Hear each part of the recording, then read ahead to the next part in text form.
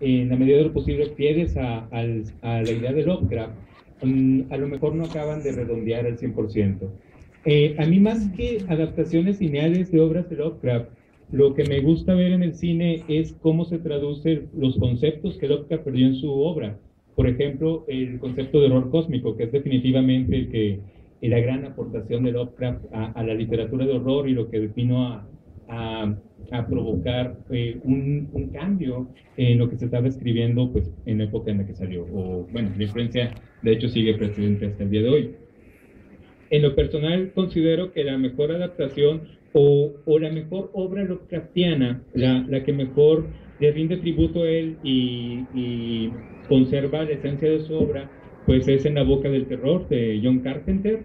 Es una cinta muy buena manufactura, tiene un muy buen equilibrio, y realmente es de las que considero que deberían de verse cuando se estudia el tema de Lovecraft. Por ahí también tenemos en los 80 ya no adaptaciones específicas de novelas de Lovecraft, pero donde empezó a traducirse ese concepto de horror cósmico al lenguaje fílmico y empezaron a salir películas. Por ejemplo, City of the Living Dead de Lucio Fulci es una película que tiene lugar en un sitio denominado Dunwich, que a los que sean fans de Lovecraft seguro les va a sonar, pero que traduce perfectamente esa concepción del horror cósmico a pantalla y logra una película muy redonda, muy interesante de ver, definitivamente. Y bueno, también Evil Dead, por ahí con la aparición del Necronomicon. Así es, son películas básicas para la filmografía de Lovecraft, aun y cuando no adaptadas directamente de alguna obra en específico de Lovecraft. De hecho, como comentabas, o sea, a mí se me hace curioso pensarlo de esa manera, que uno dice, ¿sabes qué? Las mejores películas con elementos de Lovecraft o Lovecraftianas propiamente son aquellas que no están basadas directamente en su obra, ¿verdad? Así como mencionas La ciudad de los muertos vivientes o la de, ¿cómo se llama? La boca de la locura, fueron muy influenciadas por la obra, más no adaptaciones directas, lo cual nos habla mucho del impacto que tuvo este autor tanto con directores o escritores en el asunto de decir, bueno, ¿sabes qué? Las ideas que él maneja son ideas muy fuertes, muy interesantes fílmicamente, como dicen, pues no se ha podido dar una adaptación fiel totalmente. Pues lo que es que la más fiel que se ha realizado es la de Dagon, ¿sí? de este señor Stewart, y es una adaptación muy buena, pero pues no sé, no le llega todavía, ¿verdad? Todavía los fans estamos esperando algo que llegue más profundo. ¿Qué pensarían si se pudiera considerar como obra de Lovecraft o como con mucha influencia lovecraftiana películas como Alien o La Cosa? La de Ridley Scott y de John Carpenter, porque en el sentido estricto de la palabra, ambas son enfrentarse a lo completamente desconocido, cosas que no podemos entender, no sabemos qué son ni de dónde vienen, etcétera, etcétera.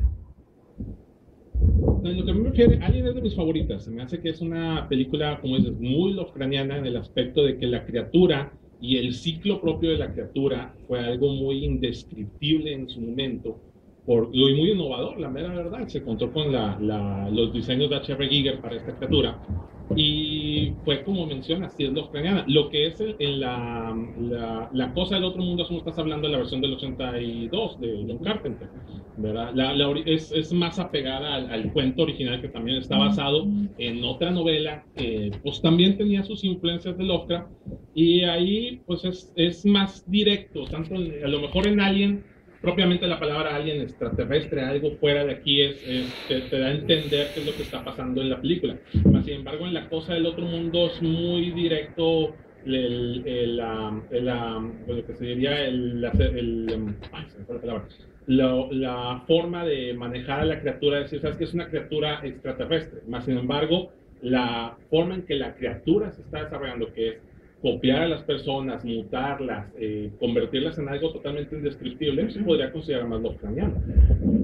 Sí, coincido con eso. Respecto a La cosa, definitivamente es una forma de traducir también al lenguaje fílmico de manera eficiente las ideas del horror cósmico de Lovecraft, en la medida de que la premisa básica del horror cósmico es quitarnos la base en la que normalmente estamos acostumbrados a movernos en la vida ordinaria y mostrarnos lo pequeño que somos ante amenazas o seres o dioses para los cuales somos tan insignificantes que, bueno, somos cosita de nada. Entonces ahí en la cosa está muy interesante eso, porque te quita todas las bases de confiabilidad, no puedes confiar en ninguno de los otros personajes que aparecen en la película, y lo único que te queda es precisamente pues enfrentarte al terror. Otra cosa muy interesante respecto a la cosa es de que sí refleja también muy bien la forma en la que las obras de Lovecraft son típicamente escritas o fueron típicamente escritas, y uno de los motivos por los cuales no es precisamente moneda de cambio para producciones hollywoodescas grandes. En su momento, cuando salió la cosa, criticaron mucho a Carpenter por el hecho de que no tenía un protagonista femenino, no había un interés amoroso por ahí que pudiera participar al lado del protagonista masculino y elevar la historia más allá. En todas las obras de Lovecraft, esa también es una cosa común. Jamás hay protagonistas o hay personajes femeninos sólidos, aparecen 2 o 3 por ahí, pero son prácticamente comparsas del resto de la acción, y es otro de los factores que pueden incidir para que no se haga demasiado cine Lovecraftiano en producciones grandes.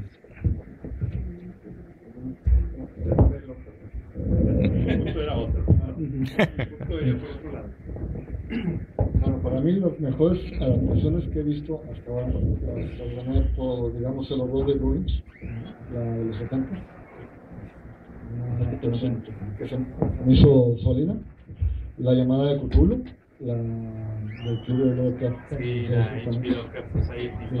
Eso es un clásico muy bien realizado. Como dijiste, es Dagon, que es una persona libre de la sombra por ismo. Luego nos vamos con la Supergore del Reanimador, la Kinky psicodélica de From Beyond, también nasty, y la versión estas, porque hubo 2 versiones que para mi gusto están casi perfectas, del color fuera del espacio o el calor que tiene el cielo, que es la de la maldición, y que se llama en inglés The Curse, y también está la de la que hizo Boris Karloff, la de Muere, Monstruo, Muere. Es una muy buena adaptación. De las primeras. Exactamente, la segunda. ¿Y dónde dejan el Palacio Encantado de Roger Corman? La primera. Bastante curioso el caso con esta película. Bueno, el Palacio Encantado de Roger Corman con la actuación de Vincent Price. Realmente es la primera adaptación cinematográfica de una obra de Lovecraft, al menos formal, pero como en aquellos tiempos Corman y bueno, la pareja de Corman y Price estaban entregados a adaptar obras de Poe, es muy curioso que en esa película haya sido promocionada como de la mente genial de Poe, el Palacio Encantado, y no haciendo mención de Lovecraft, o casi sin hacer mención de Lovecraft, siendo que está completamente adaptada de una obra de Lovecraft. No, allá a lo mejor difiere por el hecho de que en la época en que se realizaban esas películas, los 60, como dices, pues era lo que era Corman y Vincent, hacían puras adaptaciones de Edgar Allan Poe, y tenían su público, también buscando una buscada, me di cuenta de que no había tantas adaptaciones, no solo de Lovecraft, sino de otros autores en la época de los 60, 50, por ejemplo, en comparación a los principios del cine, lo que sería la época dorada, desde que empezó el cine hasta, digamos, los 30, 40, hubo, pues por lo mismo, como el cine estaba en su infancia, no tenían tanto material, a lo mejor no tenían escritores que dijeran, bueno, vamos a hacer que el horror funcione de forma escrita o una forma visual, se iban directo a adaptaciones de libros. En su momento pues empezaron con adaptaciones de Fausto, ¿verdad? Pues eran más conocidas por las obras de teatro, Dr. Jekyll y Mr. Hyde, y luego ya empezaron más clásicas, que Drácula, que Frankenstein, etc. Y luego ya después de cierta época, después de, digamos, los 40, pues ya con los baby boomers, después de la Segunda Guerra Mundial y demás, se tomaron otro tipo de adaptaciones, son más ligeras. Ya no eran tanto adaptaciones de libros, ya se tenía un poco más controlado lo que era el ambiente de crear un guión para cines, y se empezaron a crear unas pues películas originales propiamente de cine, dejando más al lado adaptaciones directas, que luego ya fue cuando en los 60, 70 empezaron un poco a resurgir creo yo, hasta, digamos, mediados de los 70s, cuando salió El Exorcista, que pues, estaba basado ya en un libro bestseller, como que otra vez volvieron a prestar atención a decir, bueno, ¿sabes qué? Sí se puede agarrar obras de un medio literal y trasladarlas de una forma eficaz o con que vayan a tener éxito en lo que es las películas. Pero quizás queda un poco ahí vago porque, por ejemplo, ya desde pasada la Segunda Guerra Mundial sí empieza a haber mucha adaptación de obras de diversos autores. Está la de La Noche del Demonio, basada en una de M.R. James. Está la de, en inglés se llama The Uninvited, también en una novela.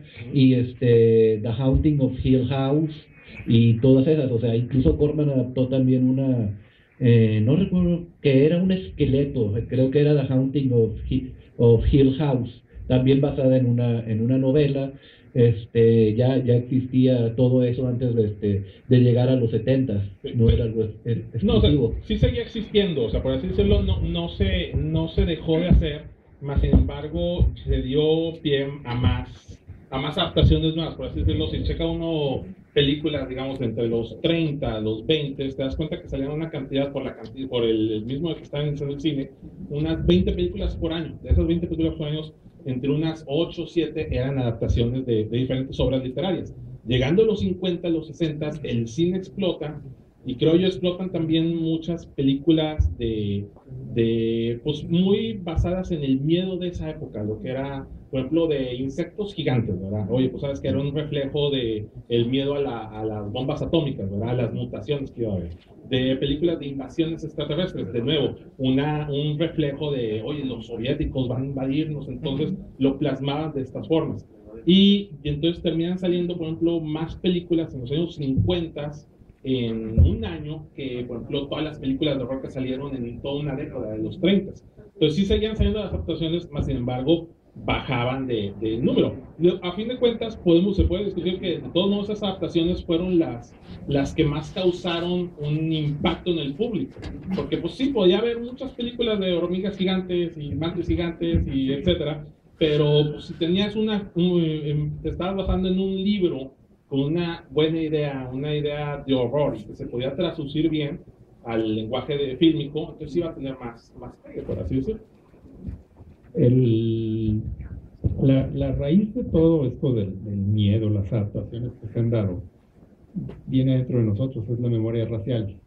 Es el miedo a que algo grande nos va a agarrar, y esto viene desde la prehistoria, donde el dinosaurio se va a comer a alguien, y es a lo que el hombre de esa época le tenía miedo, a lo grande, a algo que no podía detener, porque lo que tenía de armas en esas épocas no lo podía detener. Se fue grabando en nosotros, en el DNA. La raíz de todo el terror que se explota, que H.P. Lovecraft movió, Edgar Allan Poe, es el miedo partido entre el bien y el mal. En medio de estas dos cosas hay algo que va a invadir, lo que se dice que la luz o que la oscuridad. Uno de los cuentos más terroríficos que hay, que muy pocas veces se ha tocado, aunque no lo crean ustedes, es el de Caperucita Roja. Este cuento era un cuento de miedo que se le contaba a las niñas para asustarlas, para que siguieran por la senda, que evitaran a los lobos que las van a atacar, el hombre que va a abusar de ellas. ¿Cómo se ha transferido ese cuento? Pues de manera grandilocuente en el cine con la de, yo ahorita no me acuerdo el título en inglés, la de Lobos, Criaturas del Mal, que es del 83-84. Compañeros Lobos. Company of Wolves, gracias.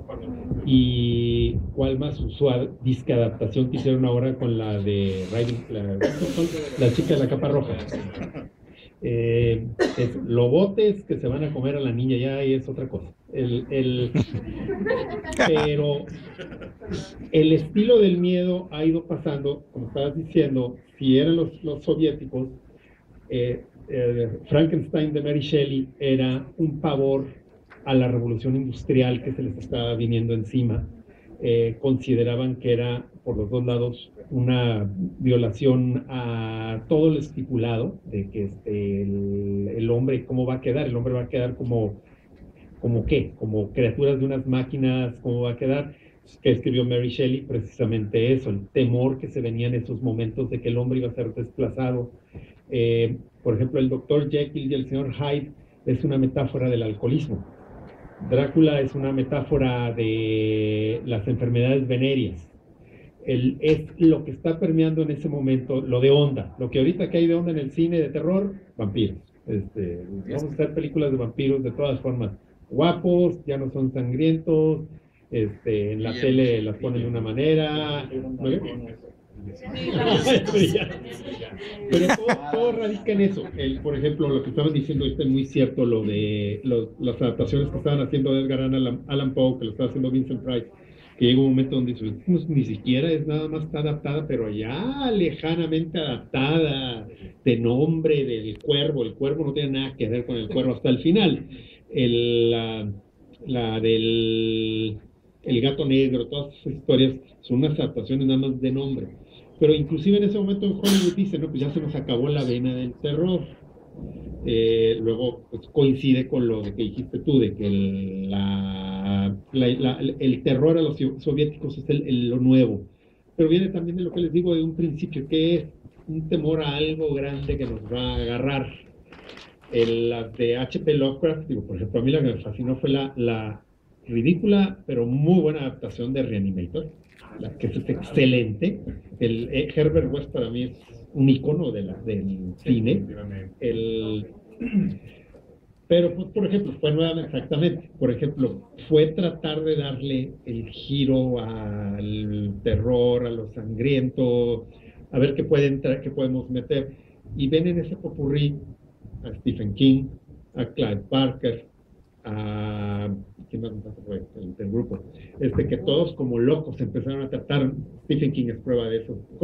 Él ya llegó un momento donde tenía 3 novelas sin escribir ya comprometidas para el Clive Barker con su Hellraiser, con los de Hellraiser. Hellraiser empezaron a filmar y de repente dijeron, ¿qué es esto? Como las de H.P. Lovecraft. O sea, ¿se pueden o no se pueden llevar al cine? Hay elementos de terror que no se pueden trasladar al cine. Por eso llevamos como 30 años con películas de que asesinos misteriosos, sangre y se acabó. O sea, ejemplos de terror, lo único que he visto fue allá la japonesa, la de Ringu, más para acá la de...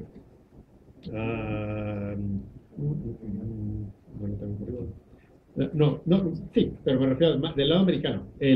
Vamos a decir la de It Follows, la de Está detrás de ti, que es muy buena.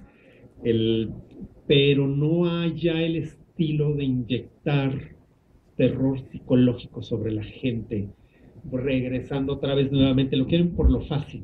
Inclusive las adaptaciones, como están diciendo, ¿qué es lo que le dijo Hollywood a Guillermo del Toro? No podemos adaptar lo que tú quieres traer. ¿Por qué? Porque es demasiado psicológico. Es muy atinado lo que comenta respecto a cómo el miedo siempre ha estado permeando a la raza humana. Hay una frase por ahí muy célebre de Lovecraft, de hecho la que abre el libro del horror sobrenatural en la literatura. Un libro muy recomendable para aquellos que quieren estudiar o adentrarse un poquito más tanto en las influencias de Lovecraft como en los escritores que construyeron prácticamente el horror hasta el momento en que Lovecraft llegó y lo revolucionó.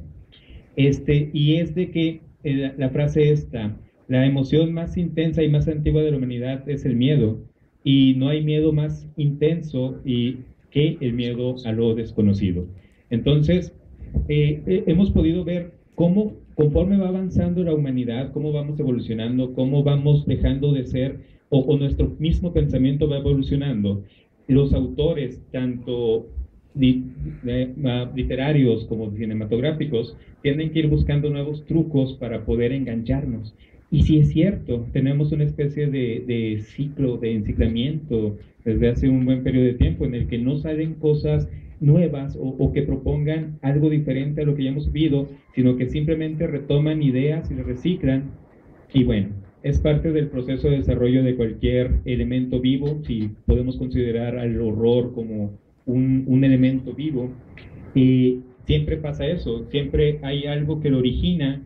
Obviamente tenemos una etapa en la que se va desarrollando hasta que llegamos a ese ciclamiento en donde empieza a parodiarse para luego renacer con algún impulso nuevo y generar otra vez ese ciclo, una y otra vez. Entonces, pues sí, puede decirse que hay una crisis. A mí en lo particular no me gusta mucho el cine de horror moderno. Si voy al cine yo quiero horrorizarme, quiero salir del cine con la idea de, con la piel chinita y completamente afectado. Pero si voy al cine para que me asusten con un bocinazo, así como James Wan, pues no, digamos que no, o sea, con eso me asustas a mi gato cayéndome en la noche en la cara, o sea, Quizás no, quizás por eso a lo mejor es bueno que no haya habido tantas adaptaciones. Por ejemplo, vean lo que pasó, por ejemplo, con Alien. En la primera película lo describen como un ser, Ash lo describe como un ser perfecto, sin remordimiento, incomprensible.